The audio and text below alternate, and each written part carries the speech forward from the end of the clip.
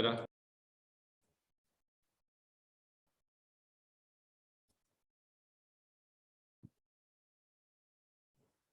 Y vamos a compartir. Ahí está el famoso tema. De que a mí no me... Para nadie que viene voy a comprar una computadora nueva. Porque no, ya que no veo nada.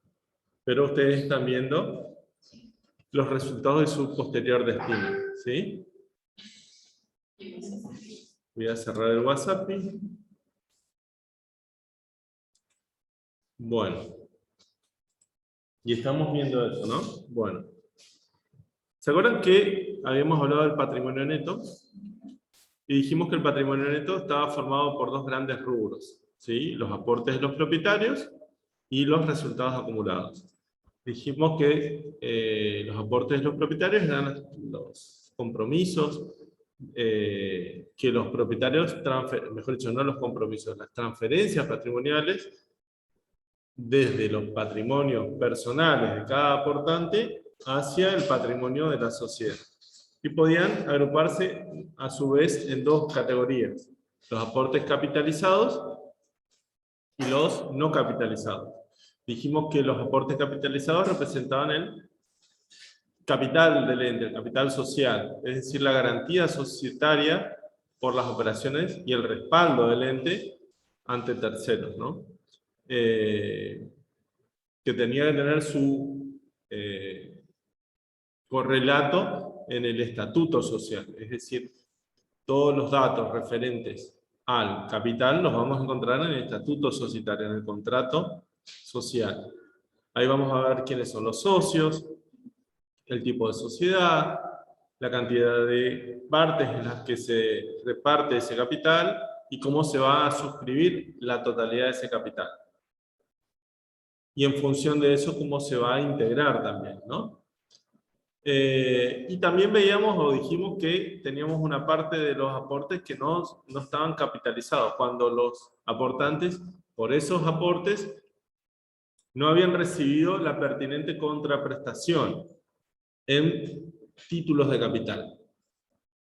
Podíamos mencionar las primas de emisión, que las definimos, y los anticipos irrevocables a cuenta de futuros aumentos de capital. Bien, hasta ahí habíamos hablado. Después hablamos de los aumentos de capital o las emisiones de capital y las reducciones, ¿sí? Hay aumentos o emisiones de capital cuando el capital crece, que en esos casos era necesario, dijimos, que exista la decisión o la voluntad de los socios. Cuando no existía esa decisión o esa voluntad, el capital no se había decidido crear, y si había algún anticipo, era a cuenta de un futuro aumento de capital que luego se tenía que resolver. Y vimos una serie de requisitos para que puedan ser contabilizados como tales. Bueno, y por el lado de las reducciones de capital, que era el proceso inverso, es decir, cuando la sociedad achica su capital, vimos que podían ser por distintas causas. Por causas, por ejemplo, para absorber pérdidas, o por decisión de los accionistas para reducir el capital, o por amortización de acciones. Independientemente de las causas por las cuales el mismo sea reducido, podía ocurrir que sea de manera voluntaria o de manera obligatoria, ¿sí? Y eso también lo habíamos comentado. Y hasta ahí llegamos, ¿sí? No sé si llegamos a hablar de la reexpresión de las cuentas que integran los aportes de los propietarios, pero creo que no llegamos a hablar de eso, ¿no?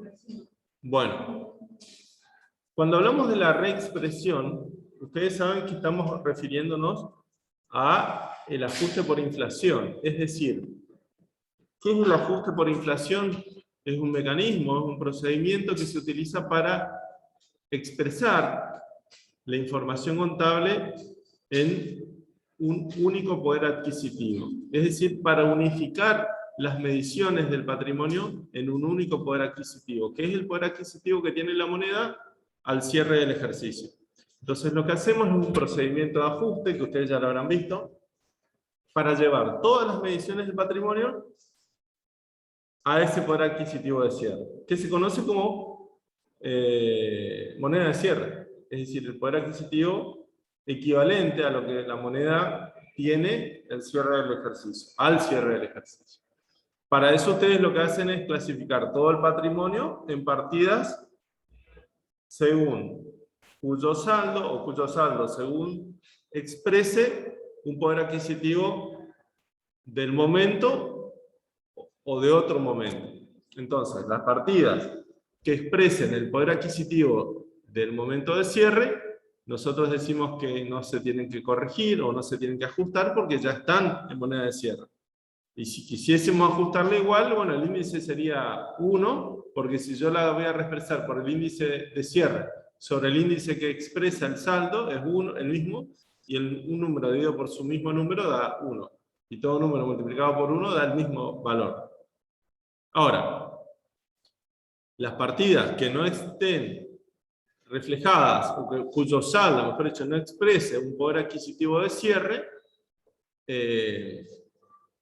las tengo que anticuar, que era descomponerlas o desglosarlas en subsaldos que expresen distintos poderes adquisitivos.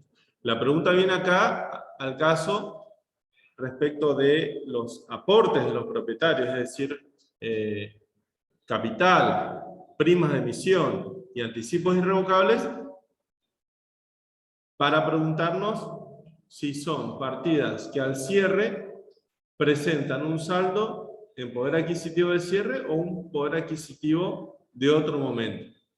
Y lo que vamos a pensar o tratar de ver es qué representa, digamos, el capital. Yo les había dicho recién o en la clase pasada que el capital es aquella garantía societaria que los accionistas, porque acá estamos hablando de si es una sociedad anónima, obviamente, las partes que los socios se comprometen a transferir y respaldar. Es decir que por el lado del capital va a haber un respaldo en activos, ¿sí? Ahora bien, ese capital, que es, como lo defino, es la garantía social del ente, representa esos aportes realizados en determinado momento. ¿A qué momento se refiere? Al momento de la suscripción, es decir, que el capital está asociado al momento en que el socio se compromete respecto de una porción del capital. Es decir, el socio lo que hace es suscribe partes de capital y lo que está haciendo es comprometerse a transferir bienes por ese valor. Ahora bien, el momento de comprometerse muchas veces coincide con el momento en que efectivamente realiza esa transferencia patrimonial. De hecho, todos los aportes no dinerarios se deben realizar o se deben integrar inmediatamente. Es decir, que en ese caso el aporte va a coincidir, o mejor dicho, la integración va a coincidir con la suscripción. Salvo el caso de los aportes dinerarios, en donde sí se admite una, digamos, demora en la integración de eso que suscribo. ¿Qué dice la ley? Que se tiene que integrar como mínimo en un 25% en el momento de la suscripción y el remanente hasta en un plazo máximo de 2 años. O sea que puede ocurrir que nos encontremos con capital suscripto pero no integrado. ¿Cómo me voy a dar cuenta? Analizando una cuenta que ustedes seguramente conocen, que si hablamos de una sociedad anónima, ¿qué cuenta es? Accionistas. Si la cuenta accionistas tiene saldo, quiere decir que hay socios que deben integrar. Y si es una sociedad de responsabilidad limitada, ¿qué cuenta será? Es más fácil. Socio A, cuenta aporte, socio B, cuenta aporte, etc. Entonces, si yo comparo ese saldo de esas cuentas con la cuenta capital, me voy a dar una idea de qué porción del capital está integrado y qué porción resta integrada. Ahora bien, todo esto para definir si se ajusta o no. Y bueno, el capital, la cuenta capital, queda, podríamos decir, anticuada desde el momento en que se efectivice el aporte. Entonces, es una cuenta que podríamos definirla como híbrida. O sea, que puede asumir una porción monetaria y una porción no monetaria. Aquella porción del capital que esté integrada será no monetaria, porque los aportes realizados y ya integrados van a haber congelado poder adquisitivo. Es decir, que el socio que transfirió su aporte ya transfirió determinado poder adquisitivo. Cuando decida retirarlo, querrá que sea equivalente al poder adquisitivo que tenía cuando él hizo el aporte. Ahora bien, si un socio o más de un socio todavía no integró lo que suscribió, estamos hablando, por ejemplo, de esos aportes dinerarios que se pueden diferir en 2 años, tanto como el 75% de ese compromiso, no habrá fijado poder adquisitivo. Entonces, esa porción del capital vendría a ser monetaria, no se va a reexpresar. ¿Se entiende lo que estoy planteando?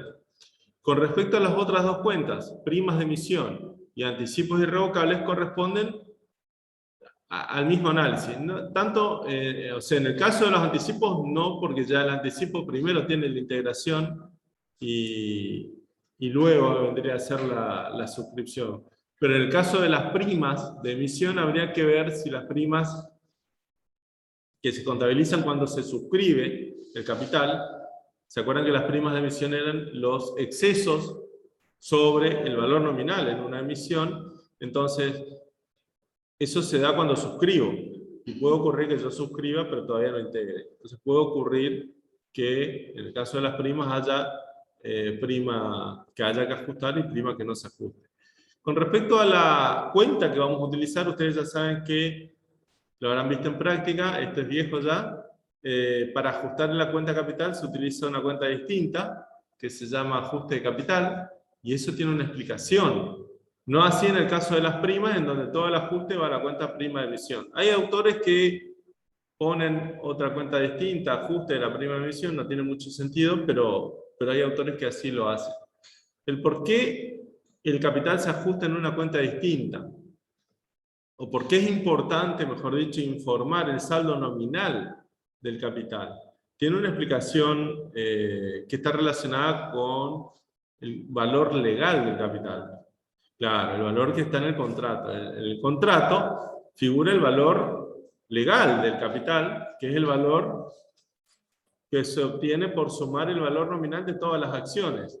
Ese valor nominal, si yo lo quiero corroborar en la contabilidad, lo voy a obtener o lo voy a calcular si veo el capital nominal. Quiere decir que si yo de alguna manera informo el valor nominal del capital, voy a estar dándole a los socios un conocimiento de cuál es el valor legal del capital. Quizás sea muy obvio si la sociedad solo hizo una emisión de acciones, pero cuando se hacen emisiones sucesivas de capital, los socios pueden participar o no en esas futuras emisiones. Y proporcionarles el valor nominal del capital les permite a ellos conocer la proporcionalidad. ¿Se acuerdan que una vez hablamos de la porción que tengo de la torta? Esa proporcionalidad económica. Entonces, además de ser un requisito legal que está previsto, el informar, me refiero al valor nominal de capital, cada socio conoce su tenencia accionaria y sabe el valor nominal que ostenta. Entonces, si él sabe, cada socio, el valor nominal que ostenta, comparando con ese valor nominal, puede tener una idea de qué proporción del capital le pertenece. Bien. ¿Hasta acá? Bien. ¿Qué pasa? A ver si puedo ir a la filmina.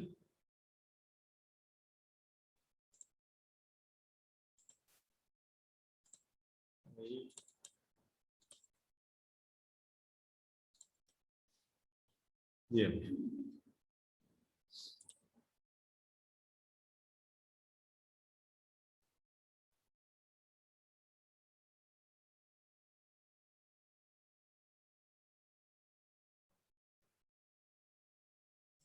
Los resultados obtenidos en cada ejercicio modifican el importe del patrimonio neto. Las ganancias lo incrementan, las pérdidas lo disminuyen.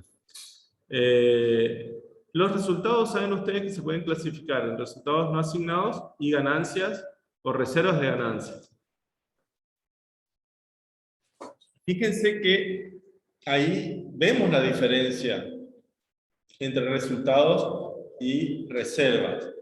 Porque cuando nosotros hablamos de resultados no asignados, hablamos de género. No decimos ganancias o pérdidas, damos el género. Yo ya había explicado eso por el hecho de que es probable o es posible que se acumulen pérdidas al inicio del ejercicio. Entonces puede ocurrir que el patrimonio neto esté compuesto por pérdidas acumuladas al inicio. Y en ese caso los resultados serían de signo negativo. Por el lado, en cambio, de las reservas, solamente se pueden constituir reservas sí de ganancias. No se pueden reservar pérdidas. Las pérdidas solamente se deben absorber o mantener acumuladas en tanto y en cuanto no superen el límite que nosotros ya habíamos mencionado. ¿Dónde se determina el resultado del ejercicio? Ustedes saben que el último, mejor dicho, el anteúltimo asiento del año es el asiento de refundición de pérdidas y ganancias. ¿Qué se hace en ese asiento? Tomamos todas las cuentas de resultados, su saldo obviamente, y lo invertimos. Entonces, todas las cuentas de saldo, todas las cuentas de resultado positivo las debito, y todas las cuentas de resultado negativo las acredito. Y la diferencia, el desbalanceo, va a ser el resultado del ejercicio. Que se acumula, digamos, en una cuenta que se llama resultado del ejercicio y que está dentro del patrimonio neto.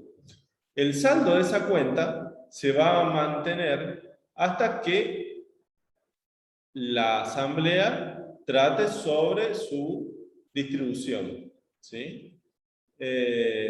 Los destinos que pueden tener, digamos, los resultados los define justamente la asamblea de accionistas. Si estamos hablando de excedentes, y si estamos hablando de una sociedad que persigue un fin de lucro, es muy probable que el destino de los resultados sea la distribución entre los socios. Es decir, que ellos asumen el riesgo empresario, hacen aportes de capital, asumen un riesgo y lo hacen en pos de obtener utilidades. Bueno, esas utilidades son las que se determinan en este asiento y bueno, puede ocurrir que la asamblea decida su distribución. Ustedes saben que es bajo la figura de los dividendos, que pueden ser dividendos en efectivo, dividendos en acciones, dividendos en especie, distintas formas de distribuir utilidades. Se suele hablar de un porcentaje, porque cuando la asamblea se reúne, se va a encontrar con los estados contables, ¿no? Los accionistas, ¿qué tienen en el momento de la asamblea? Supongamos que una empresa cierra ejercicio en diciembre y celebra la asamblea 3 meses después. Entonces lo va a celebrar en el mes de marzo, por ejemplo, ¿sí? O en marzo, abril. Tiene la asamblea, mejor dicho, tiene la ley de sociedades establece que el órgano de administración tiene un máximo de 4 meses para convocar a esa asamblea de accionistas. Y en esa asamblea de accionistas, ¿qué va a hacer? Va a tratar el informe de la gestión del órgano de administración, en donde ese informe se plasma en los estados contables. Y en esos estados contables se encuentra justamente el resultado del ejercicio. ¿En qué parte? En uno de los estados contables que se llama estado de resultado. Acuérdense que tenemos 4 estados contables básicos. El estado de situación patrimonial, el estado de resultados, el estado de evolución del patrimonio neto y el estado de flujo efectivo. Y hay una partecita más que compone los estados contables que son los anexos, o mejor dicho, la información complementaria.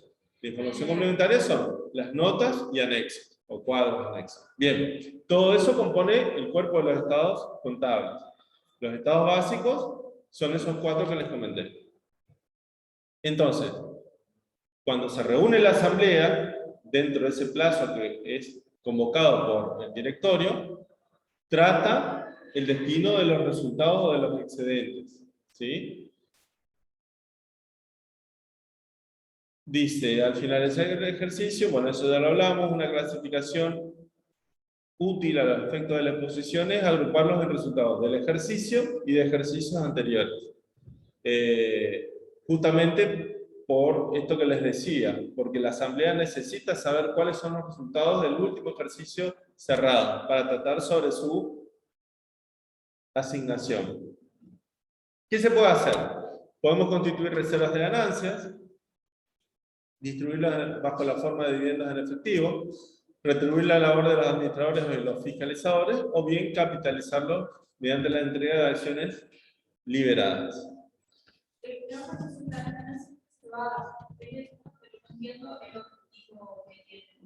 ¿Son para distribuir después? Dice contar con una garantía patrimonial para eventuales contingencias. Exactamente. Ejemplo.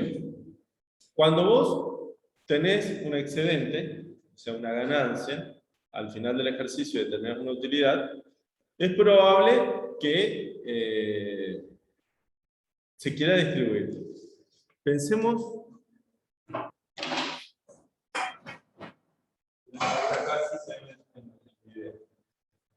En la igualdad patrimonial, ¿no? Tenemos los recursos y las fuentes de financiación. Cuando yo determino un excedente, un resultado positivo o ganancia, eso va a estar respaldando o va a tener su contraprestación por este lado en activos. Nos queda otra de este lado de la igualdad. ¿Sí? Entonces, si yo tengo un excedente dentro del patrimonio neto, tengo acá el resultado del ejercicio y en una ganancia, lo que está haciendo es teniendo un equivalente en activos. Ojo, tengan en cuenta siempre el principio de universalidad del patrimonio. Si esa ganancia está en el patrimonio, vas a ser tratada por la asamblea, es probable o muy posible que se pueda distribuir. Es decir, que los socios serían dividendos. Si se distribuyen, ¿cómo se distribuyen los dividendos? Entregando activos.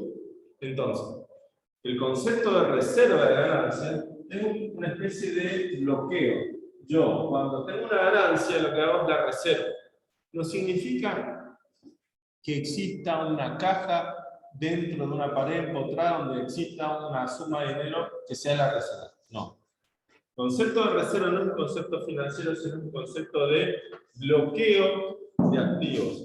Y no es ningún activo en particular, sino que es un conjunto de activos. Es decir, que si yo digo, tengo una ganancia, lo que voy a hacer es la voy a bloquear en cuanto a su distribución para que no se hagan activos por ese monto.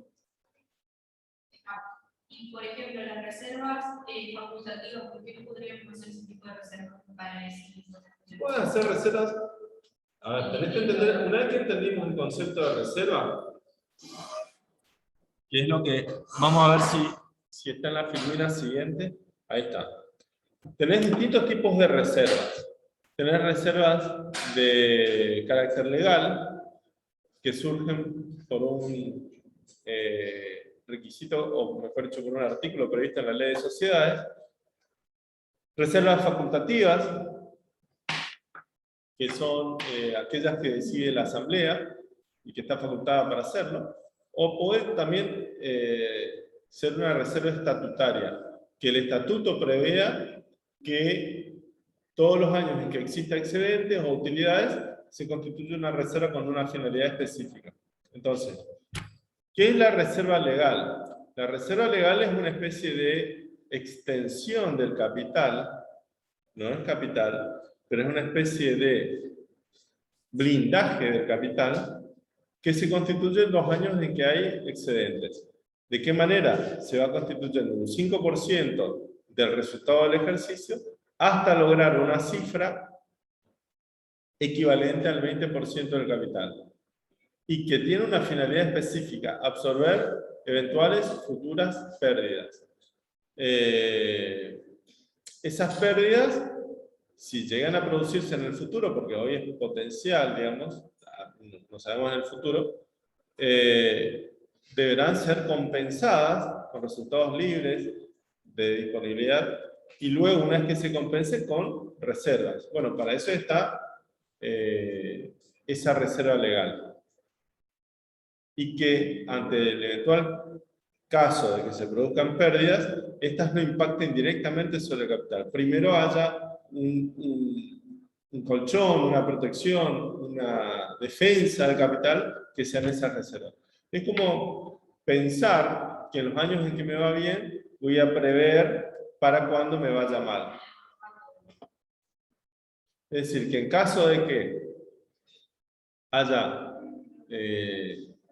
un quebranto, que directamente no impacte sobre el capital y que deba ser absorbido mediante una reducción de capital. Primero compensemos con las reservas legales. Y cuando vos pensás de dónde provienen esas reservas legales, provienen de utilidades, que no las pudiste distribuir, o que, mejor dicho, la ley no te permitió distribuirlos porque justamente tenías que constituir esa reserva legal. ¿Ok? Bien. Distinto es el caso de las reservas estatutarias, como yo les decía, o facultativas, que dependen de la voluntad de la asamblea, o en este caso, del estatuto, que es el reglamento societario. Bien.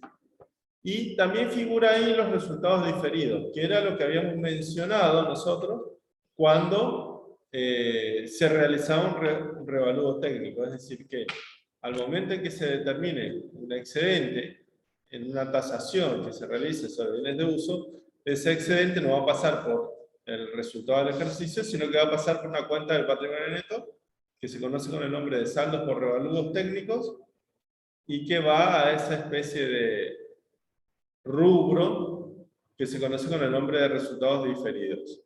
Eso que dice era el excedente del patrimonio, una reserva del patrimonio, tenía, pensando en el cuadro de producción del patrimonio, estaba en esta pregunta, ¿era? Sí, ahí está. A ver si se ve. Tenemos. Fíjate que está como separado las reservas de ganancias. Vos tenés las reservas de ganancias y tenés acá afuera los resultados diferidos. Y al lado los resultados no asignados.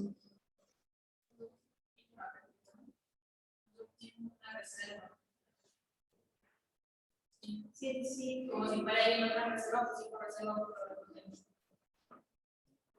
técnicamente no es una reserva, sino es un resultado diferido. Un concepto distinto, es un resultado que lo difiero en el tiempo. Este es el modelo que está extraído de la resolución técnica 9. ¿Sí? Lo correcto no sería incluirlo dentro de las reservas de ganancia. ¿Sí? Bien, vuelvo para arriba.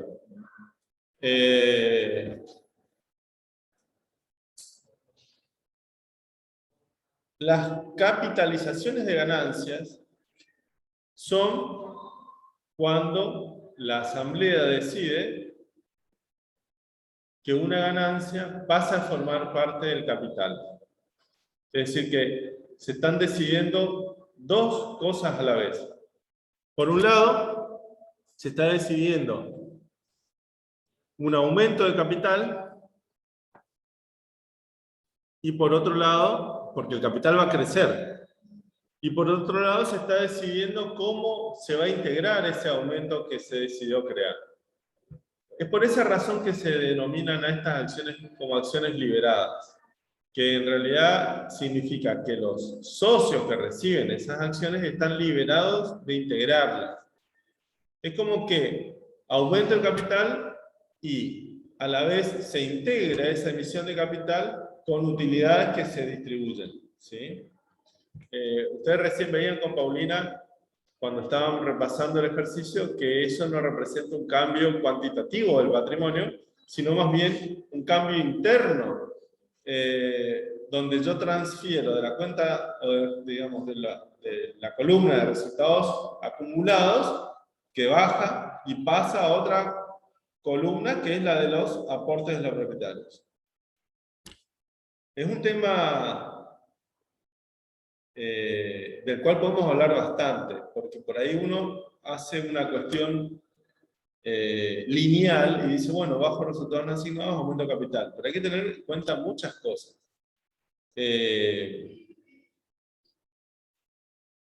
¿Cuáles son esas cosas? Primero, ¿cuál es el aumento de capital que se va a realizar? ¿Por qué? Yo recién les decía que la asamblea, por ejemplo, se puede reunir el 20 de marzo. Y las cifras de los estados contables están expresadas a cierre de ejercicio, o sea, el 31 de diciembre. ¿Ok? Bien. Si yo tomo la decisión el 20 de marzo de aumentar el capital, pero tomo esa decisión basándome en cifras que expresan un poder adquisitivo de diciembre, ¿cuándo se produce el cambio y a qué moneda representa?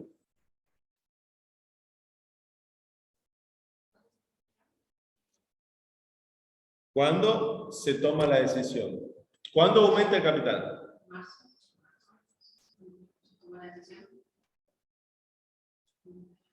¿Y a qué? Digamos, se toma la decisión en marzo. Bien. Pero referido a valores de cierre del... Habría que ajustar. Porque no puedo suspender un tiempo el efecto de la inflación.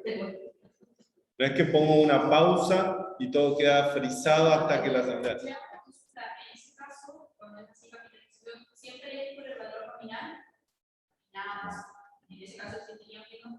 Yo te lo hago, los accionistas no están pensando en eso. Los accionistas están, vamos, ahí dice, el resultado del ejercicio, 100.000 pesos de ganancia. Bueno, vamos a capitalizarlo, dice. Esos 100.000 pesos son moneda de cierre. Y ellos dicen, bueno, vamos a emitir capital. Bien, vamos para adelante. ¿Cuánto capital? 100.000. Vamos para adelante. ¿Sí? El capital era 1.000.000, ahora va a ser 1.100.000. ¿Qué asiento hago? ¿Y en qué fecha?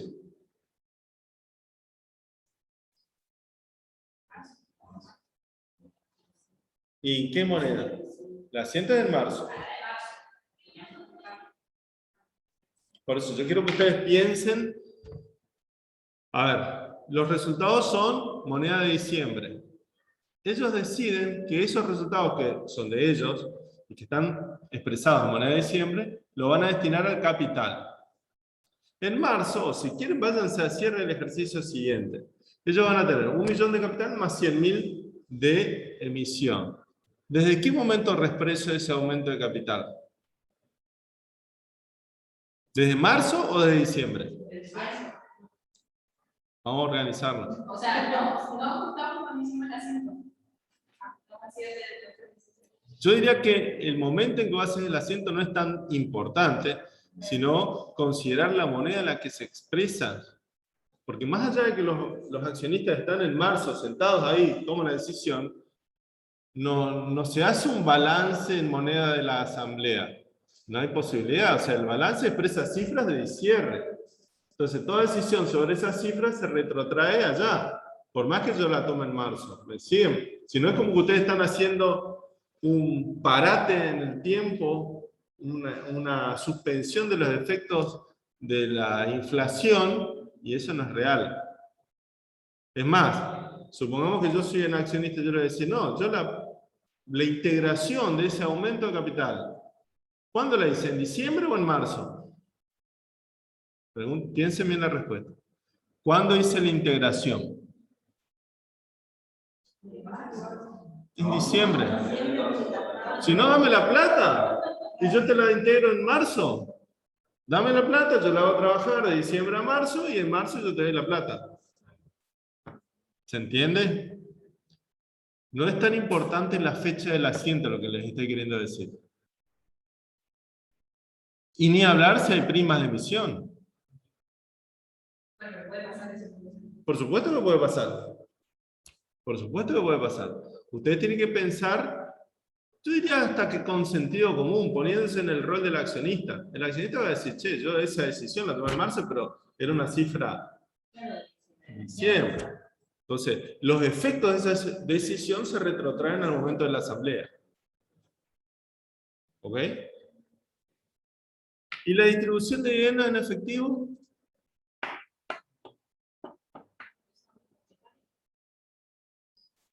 ¿Desde cuándo? ¿Cuándo decido distribuir los dividendos? ¿Cómo que no importa? No importa, ¿le parece a usted que no importa? La fecha de la asamblea, digamos, más, y depende de la- pero referido a Usted me tiene que explicar así. Las cifras están expresadas o se refieren al cierre. ¿Ok? Bien. Se origina, estoy leyendo la fórmula, las capitalizaciones de ganancias se originan en las distribuciones de dividendos en acciones liberadas, ya se lo hablé, no implican reparto de bienes, no disminuye el BPP de cada acción, o sea, disminuye en realidad el BPP de cada acción porque el mismo patrimonio neto ahora va a ser propiedad de más acciones, entonces disminuye el BPP de cada acción. Pero se mantienen las participaciones proporcionales de todos los socios, porque como todos los socios van a recibir esas acciones, y lo van a recibir en proporción de su participación, todos van a mantener esa proporcionalidad. No se puede modificar, digamos, esa proporcionalidad. Bien. Y la reexpresión de los resultados acumulados es exactamente lo mismo. Los resultados que se determinan, así como los que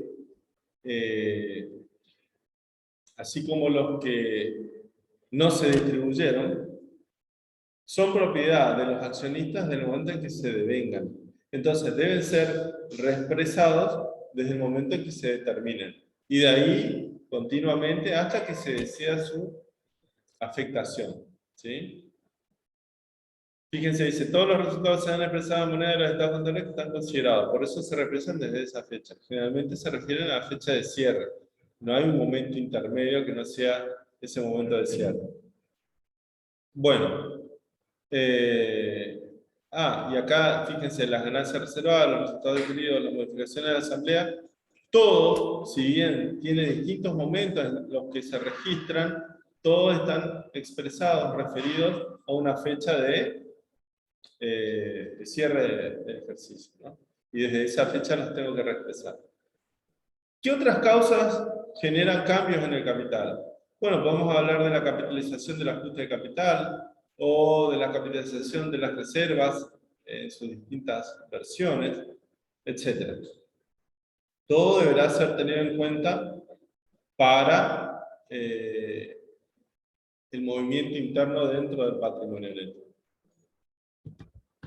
Bien, como les decía, ahí vemos el modelo. Ustedes ven que es un cuadro de doble entrada, tiene un doble control, quiere decir, ¿por qué? Porque yo, en las columnas, ¿qué voy a ver?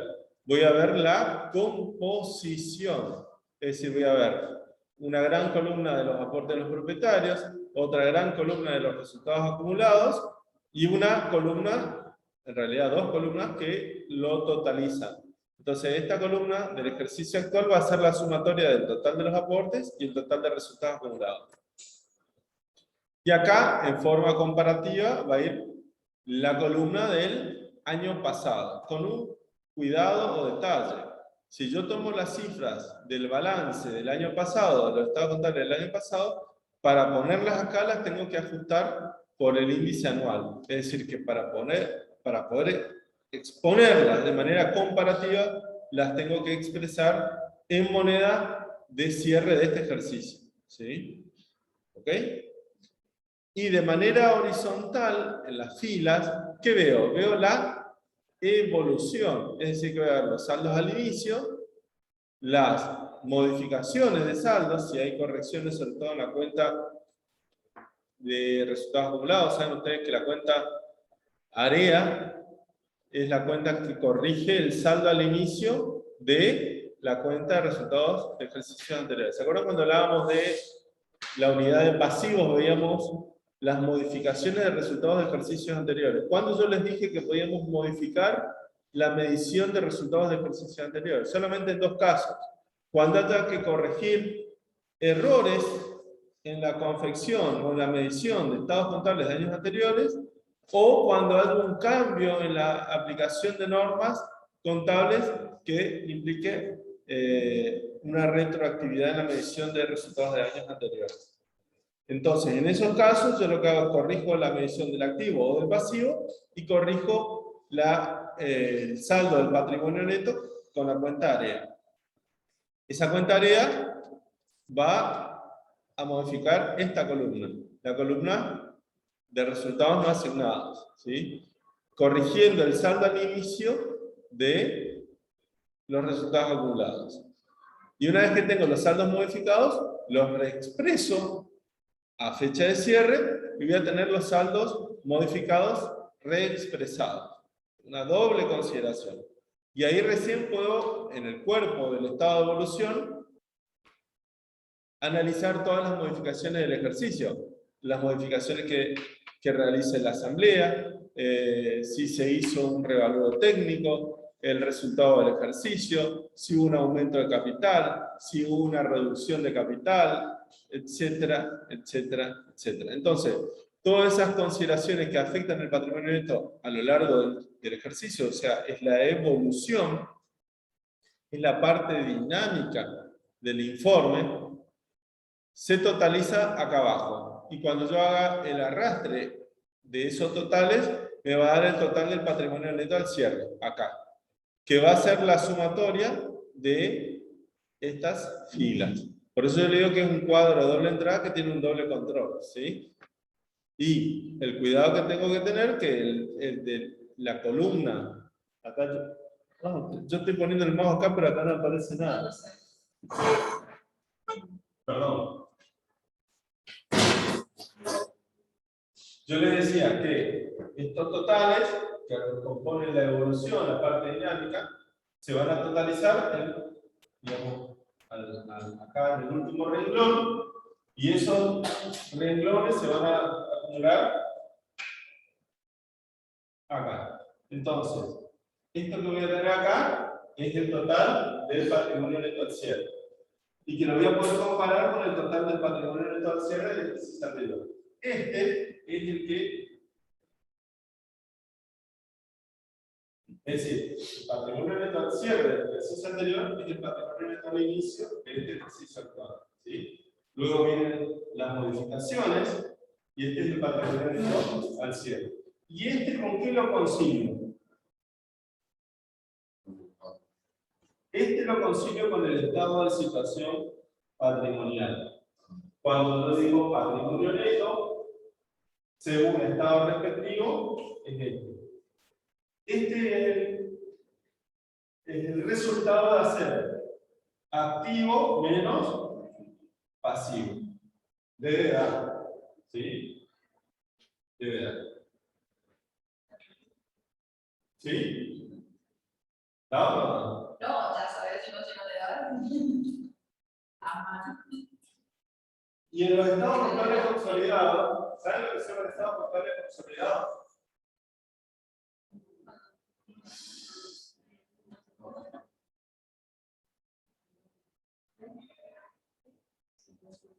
Tenemos hay una columna más, que es las participaciones minoritarias de los socios minoritarios. ¿Sí?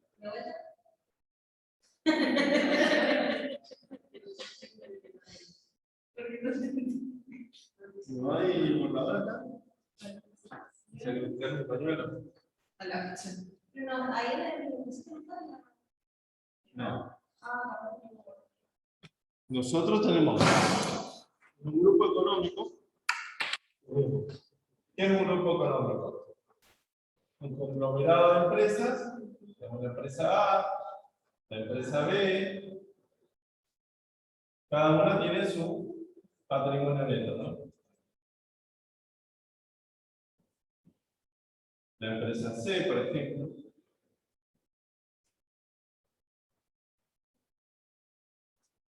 Bueno, la empresa A es una empresa que tiene participaciones en la empresa B y en la empresa C. Acá va a tener el rubro inversiones permanentes, la participación de la empresa B y la participación de la empresa C. Entonces, en los estados contables de la empresa A va a figurar en el activo como inversión estas participaciones. Pero en la información complementaria de los estados contables de la empresa A va a tener que presentar los estados contables consolidados. ¿Qué es la información de los estados contables consolidados? La información de todo el grupo económico. Va a presentar el estado de situación patrimonial consolidado, el estado de resultados consolidado y el estado de evolución consolidado. ¿En dónde? En el estado de situación patrimonial, ¿qué se hace? Se presenta dentro de la información complementaria de los estados contables de A un estado de situación patrimonial donde el activo va a ser, se le saca esto y se va a presentar el activo de A sin la participación más el activo de B más el activo de C. Vuelvo a repetir, sin esta partecita. En el pasivo voy a poner el pasivo de A, el pasivo de B y el pasivo de C. Y acá abajo, el patrimonio neto de A. Pero, como este es un gran grupo económico, acá, para que balancee, voy a poner la participación minoritaria de los socios no controlados, que son los socios de A en B y en C. Porque si no, esto no me va a dar. Entonces, ¿yo qué hago? Reemplazo el valor de la inversión por el patrimonio de las empresas que controlan, en donde A es la empresa matriz controlante de todo el grupo económico. Entonces, en ese estado consolidado va a aparecer el patrimonio neto más las participaciones de los terceros no controlados. Bien, sigamos. Voy a dejar de compartir acá y voy a compartir acá. También.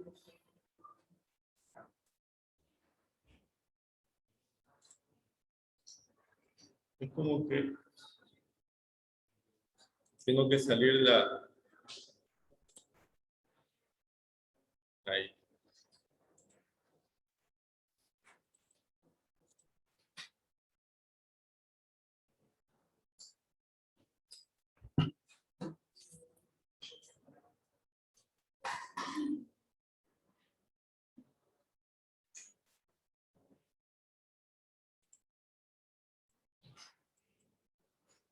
¿Ahora se ve? Bien.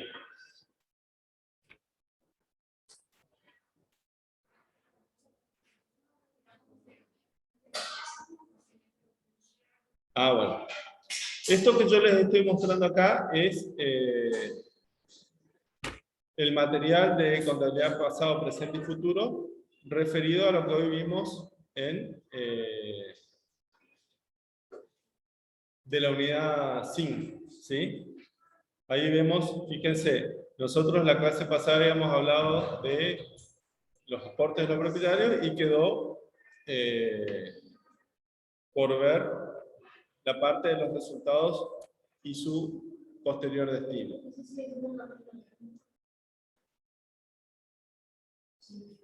Sí, sí. Es la unidad 5, ¿sí? Acá está lo que hoy yo les decía, ¿sí? Cuando se cierra un ejercicio, los resultados correspondientes a los mismos se contabilizan dentro del patrimonio neto como resultados no asignados, ¿sí? Sí, yo la activé. Perfecto.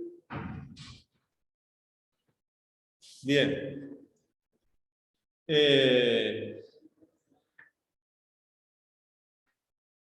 Bueno, ahí van a ver ejemplos de cómo se hace un asiento de refundición de pérdidas y ganancias, eso ustedes ya saben. Y todo lo que recién veíamos, cómo se pueden distribuir los dividendos en efectivo o en especie, las reservas de ganancias. Esto yo ya lo puse recién en el grupo de WhatsApp. Lo que yo quería ver con ustedes, acá está lo que recién también veíamos de los revalúos técnicos, capitalizaciones de ganancias, y me interesaba ver el tema del ajuste por inflación, ¿sí? A ver si lo encuentro. Era eso que yo les estaba mostrando.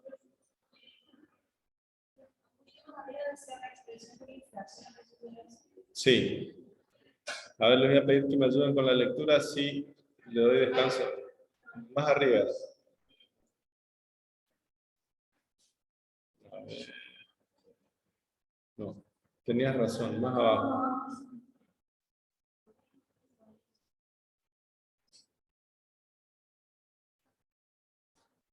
Ahí está. Bien. A ver quién me ayuda. ¿Sí? ¿Se llega a leer? Dice, los acuerdos de los apartados precedentes permiten apreciar. Claro, ¿no? Si bien tengo vocabulario, permite apreciar que existen diversas partidas del patrimonio neto que se originan en ganancias provenientes en acciones, saldo de la cuenta de dividendos en acciones a distribuir, ganancias reservadas, reserva legal, tributaria y reserva comunitaria. Estas partidas deben ser reexpresadas por inflación, a cuyos efectos debe determinarse su fecha de origen.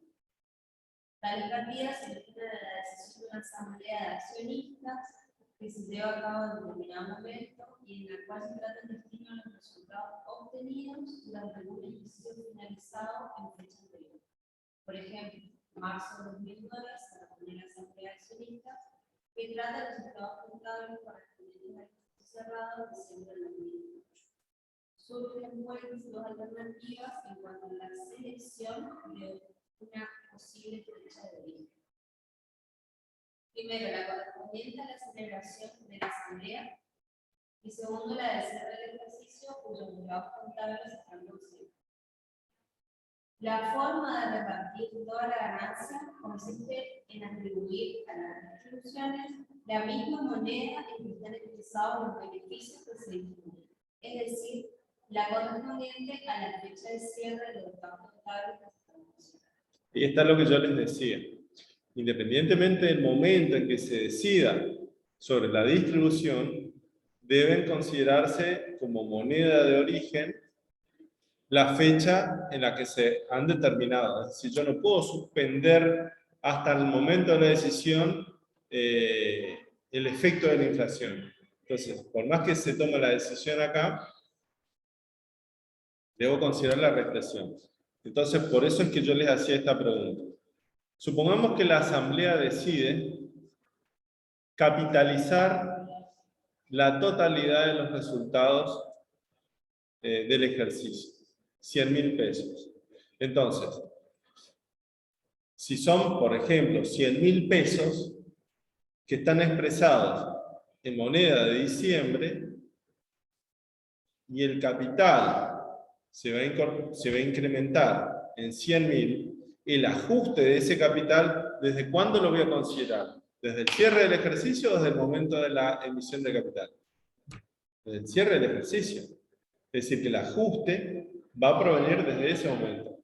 Tiene su sentido en el hecho de que esas utilidades de 100.000 pesos que son de moneda de diciembre, si ya tienen un destino que son la capitalización, esa capitalización, por más que se dé en el momento de la asamblea, se dio o se integró desde el origen. Entonces, ese aporte va a ser reexpresado, ese capital, mejor dicho, va a ser reexpresado desde el origen, no desde el momento de la... Bien. Voy a saltear eso lo pueden ver después ustedes. A ver si hay otras... Bueno, acá esto es todo lo que ya hablamos. Otras causas de cambios en el capital, capitalización del ajuste, capitalización de las reservas, etc. Bueno, eso es lectura. No voy a...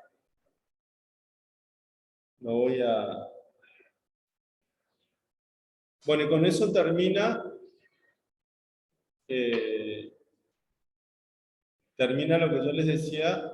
En realidad estamos con esto completando la unidad de patrimonio neto, ¿sí? Vamos a ver un ratito, no nos vamos a quedar hoy hasta las 8 porque tenemos que irnos, me tengo que ir antes, pero quiero arrancar con la unidad siguiente, que es la unidad 6, en donde vamos a hablar de resultados. Por acá yo tengo, a ver si ustedes ven, tenemos en la unidad 4 pasivos, en la unidad 5 patrimonio neto, y en la unidad 6 hablamos de resultados, ¿sí? Yo les dejé en el grupo, a ver si encuentro acá.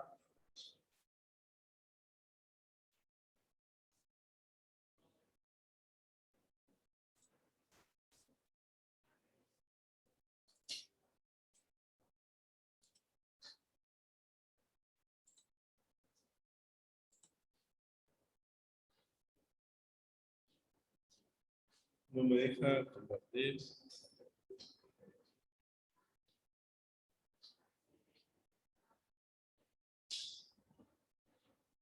segundo.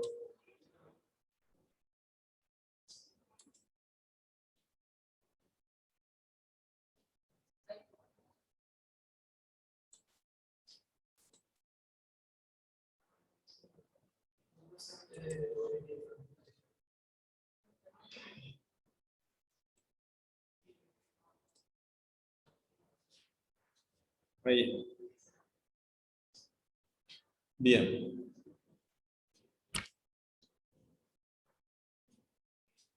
Conceptos y características. El estado de resultado debe permitir no solo conocer la utilidad o pérdida final del ejercicio, sino también las causas que generan dicho resultado. ¿Se acuerdan que nosotros habíamos definido este informe como un informe dinámico? ¿Por qué es un informe dinámico? Porque no se refiere únicamente al resultado que se determina en un momento del año, sino que es la acumulación de resultados que se han ido registrando a lo largo del ejercicio en distintas cuentas. Ustedes saben que las cuentas de resultados por su saldo se clasifican en residuales o acumulativas. Acumulativas. Quiero ver si me están escuchando. Entonces, por ejemplo, la cuenta de ventas va a acumular todas las ventas que se han registrado durante todo el año. La cuenta costo de las mercaderías vendidas, el costo de todas las operaciones celebradas a lo largo del año. Y así todas las cuentas de resultados. Se suelen clasificar los resultados de esta manera. Tenemos, por un lado, los ingresos por operaciones, menos el costo, ¿sí? Ustedes deben recordar que hay una relación entre ingreso y costo. El costo es el sacrificio económico que demanda la obtención de un ingreso. Y también vamos a saber que no hay un ingreso sin un costo, a diferencia de las pérdidas y de las ganancias. Bueno, una vez que yo planteo el ingreso menos el costo, por ejemplo, el ingreso por venta de un bien menos el costo de venta de ese bien, obtengo por diferencia la utilidad bruta, ¿sí?, de esa operación. Y a partir de la utilidad bruta voy a restar, ¿qué cosa?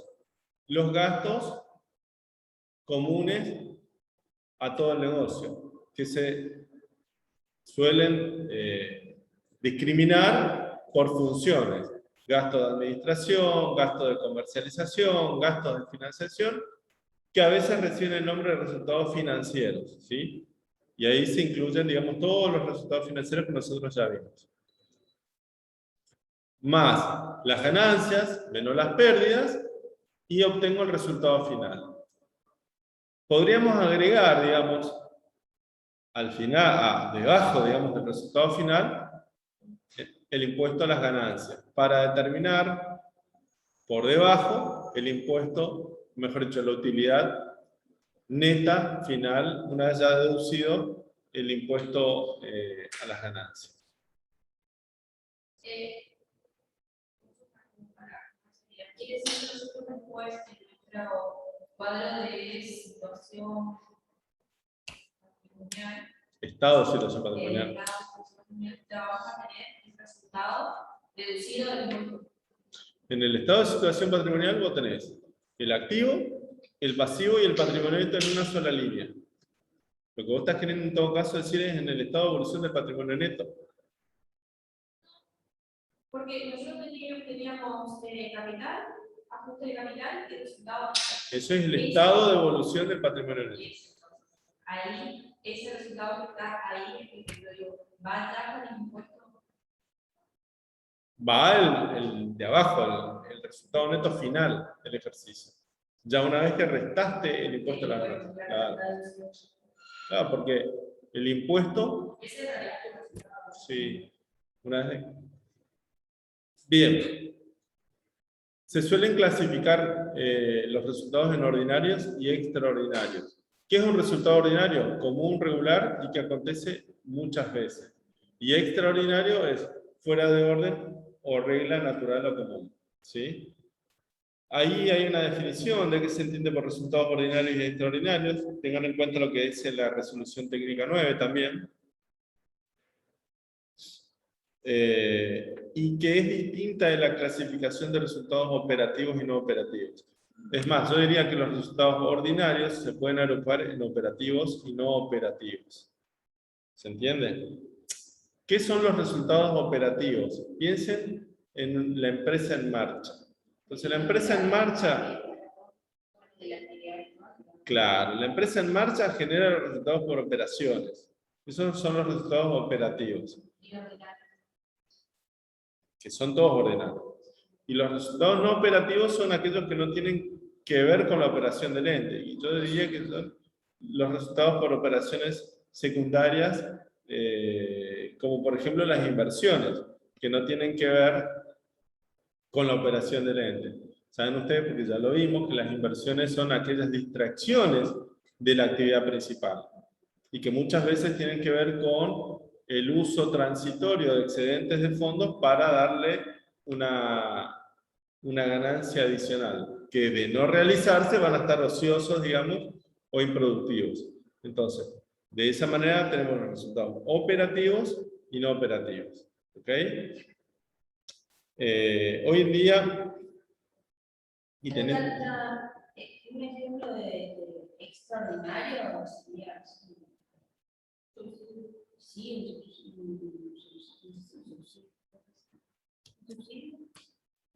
Vuelvo a decir, algo que no va así todos los días. son aquellos resultados inesperados, atípicos, excepcionales, infrecuentes en el pasado y hacia el futuro. Es decir, que lo que se busca es no distorsionar la medición de los resultados del ejercicio con cosas extraordinarias.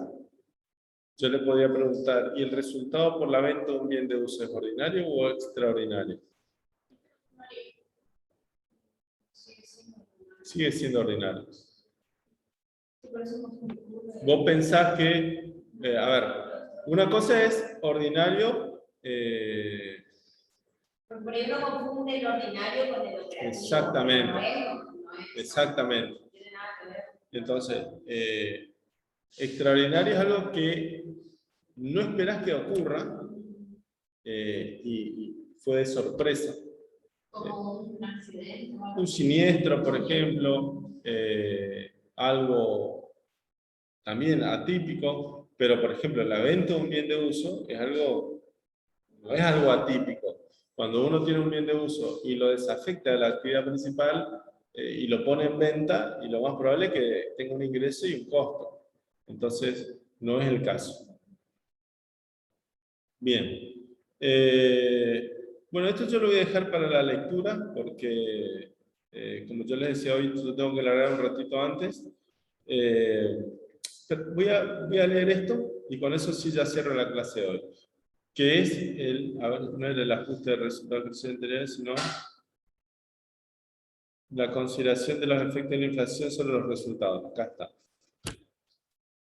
Que un poco ustedes la vieron cuando hablamos del ajuste por inflación, y que muchas veces no nos preguntamos por qué razón uno reexpresa todos los resultados al cierre.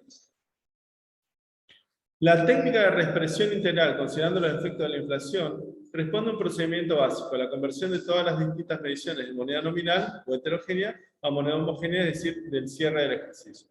Cabe agregar que para llegar a completar lo antes expuesto sería necesario tener presentes los momentos de reconocimiento contable de los distintos tipos de resultados, tales como ingresos, ganancias, gastos y pérdidas. Al enunciar los ingresos, en el presente capítulo se los ejemplificó como ventas, por ejemplo. Es decir, que se imputaba como resultado cuando se producía la entrega o la prestación del servicio. Y todos esos ingresos estarán expresados en moneda de poder adquisitivo del momento en que se produce, es decir, precio del momento de la venta por cantidad vendida. Y de computarse el efecto de la inflación o deflación, habrá que reexpresarlo desde ese momento. Sin embargo, en ese mismo apartado, se indicó que todo ingreso está estrechamente relacionado con un costo. Por ejemplo, si hablamos de los ingresos por ventas, del costo de las mercaderías vendidas. Respecto de los costos, debemos efectuar una aclaración previa y que está relacionada con el criterio de medición adoptado costo o valores corrientes. Para el caso de elegir como costo,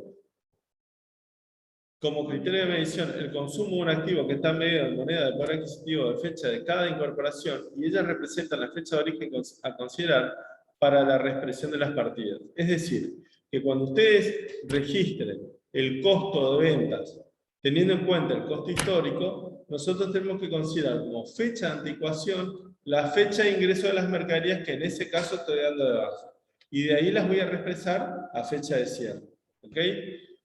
Que es distinto cuando yo utilizo costos corrientes. Por acá va a tener que decir, voy a avanzar porque si no...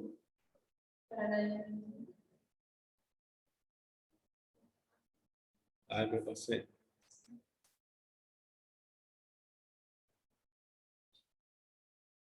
Cabe destacar que si el criterio de medición es el de valores corrientes, el costo que se consideró sinónimo del consumo del activo existente corresponde a la reposición al momento de cada ingreso, es decir, al momento de la venta. Es por eso que será adoptada la fecha de venta para la reexpresión del costo de ventas. Esto es claro porque ustedes cuando utilizan el costo corriente o el costo de valores corrientes, antes de registrar el costo, lo que hacen es una evaluación del inventario a valores corrientes y luego determinan el resultado por tenencias de inventarios y luego transfieren el costo de las unidades que han vendido en ese momento. Entonces, tenemos un doble beneficio en cuanto a la determinación de resultados. ¿Cuál es ese doble beneficio? Que determina, por un lado, los resultados por tenencia de inventarios, que es un resultado que no tiene que ver con la venta, sino con el hecho de mantener inventarios en tiempos en que los precios varían, es decir, una revalorización o desvalorización de activos, y que lo voy a separar de los resultados por la operación, en donde el resultado de la operación es el resultado por vender y comprar en ese momento. Porque yo, el ingreso lo estoy midiendo en términos del momento, y el costo ahora en términos de ese momento. Entonces, ese resultado bruto o esa ganancia bruta de esa operación es un resultado corriente. ¿Qué quiere decir? Que se determinó el momento de la operación y no un momento anterior. Es decir, ahí está el doble beneficio que les digo, separar los resultados por tenencia contenidos en saldos de inventarios de lo que es el resultado por la operación. y exponerlo de manera adecuada. A partir de ese registro, yo todas las cuentas de resultados las voy a reexpresar desde ese momento, ya sea resultado por tenencia, ingreso por venta o costo de la mercadería vendida. ¿Sí? Bien. Y les dejo para la lectura porque hay casos prácticos para poder terminar de ver esto. Bien, vamos a dejar hoy por acá. Y bueno, la semana que viene vamos a estar, creo yo, porque es la semana previa al parcial. ¿Sí? Vamos a estar viendo un repaso de los temas. Creo que voy a dejar de... Nosotros vamos a ver, vamos a ver qué hace. ¿Sí? Vamos a las 6. No, hoy dejamos por acá. El programa de los pasajeros.